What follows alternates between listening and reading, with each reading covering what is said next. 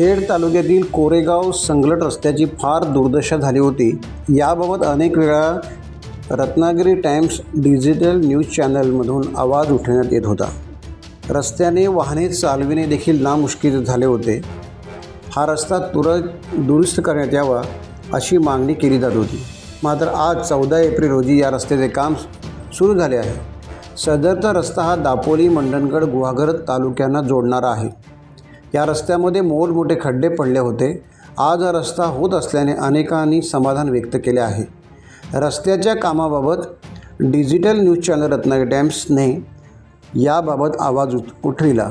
सामाजिक कार्यकर्ते साबीरभाई कौसाली या संदर्भात माहिती देत आहेत। आता मी कोरेगाव संगलट रस्त्याचा घाटाचं काम चालू आहे आणि इथं आपले सामाजिक कार्यकर्ते साबीरभाई कौशाली यांना विचारतोय की ह्या जो रस्त्याचा घाटाचं काम चालू आहे ह्या कशा पद्धतीचा बीबीएम डांबरीकरण हे कशा पद्धतीचा होणार आहे। सर्वप्रथम मी आमचे पत्रकार मुजीबभाई नाटकर यांचा आभार मानतो आणि रत्नागिरी टाइम्सचा सुद्धा आभार मानतो। तर की आज आपण या ठिकाणी संगलट कोरेगाव जो रस्ता या ठिकाणी आपण इथं उपस्थिती दिली आणि सतत मला वाटते जानेवारीमध्ये पण जेव्हा आपण या ठिकाणी काम केलं तुम्ही पाहिलं तर या ठिकाणी आलं होतं तेव्हा आपण जानेवारीमध्ये या रस्त्याचं आपण रुंदीकरण गटर वगैरे मेंटेन केलं, कारण हा संपूर्ण संगलट कोरेगाव जो मार्ग आहे हा संपूर्ण घाट सेक्शन आहे। पावसाळ्यामध्ये जेवढा पाऊस पडतो तो पाणी रस्त्यावर येऊन या रस्त्याची परिस्थिती ह्या पद्धतीने होते।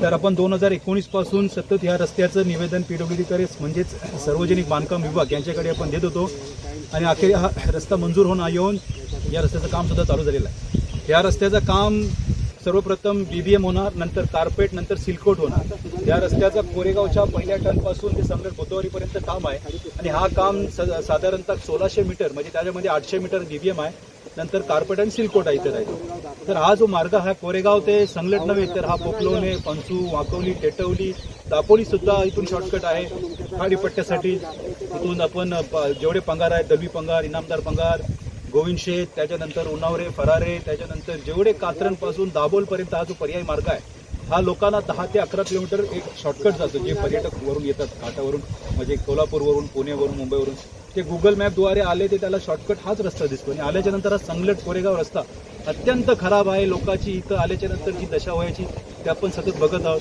तर आज ज्या अखेर या रस्त्याचं काम होत आहे तर चांगल्या पद्धतीने रस्त्याचं काम व्हावा त्यासाठी आम्ही या ठिकाणी उपस्थिती देऊन KDF कोकण डेव्हलपमेंट फाउंडेशनच्या वतीने आम्ही ग्रामस्थांच्या वतीने आज इथं उभे राहून आम्ही ह्या रस्त्याचं काम चांगल्या पद्धतीचं व्हावं याचे मी प्रयत्न करत आहोत।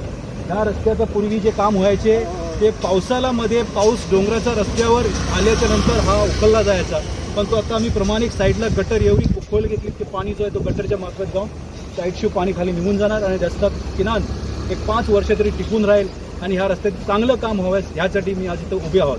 तर पुन्हा एकदा मी आपल्या सर्वांचे आणि आपले रत्नागिरी टाइम्स डिजिटल न्यूज यांचे आभार मानतो, मुजीबभाई नाटकर तुमचे आभार मानतो आणि ह्या रस्त्याचं काम चांगलं काम व्हावं, लोकांना चांगला हे भेटावं।